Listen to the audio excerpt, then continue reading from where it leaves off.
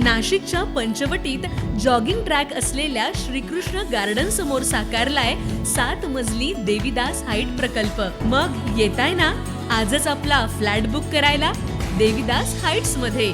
आमचा मोबाईल क्रमांक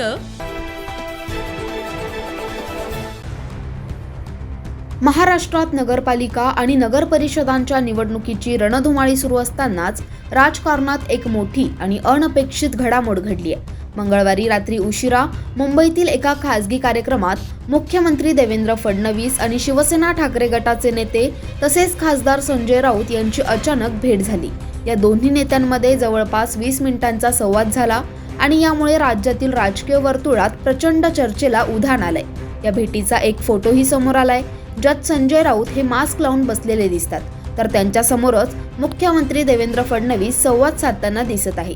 फडणवीस यांनी यावेळी संजय राऊत यांच्या प्रकृतीची विचारपूस केली, चालू उपचारांबद्दल माहिती घेतली, पण निवडणुकांच्या तोंडावर झालेली ही मध्यरात्रीची भेट केवळ औपचारिक विचारपूस होती की यामागे अजूनही काही मोठं समीकरण दडलंय, यावर आता संपूर्ण राज्यभरात तर्कवितर्कांचा वेग आला आहे आणि राजकीय तापमान देखील आणखीनच वाढलं आहे।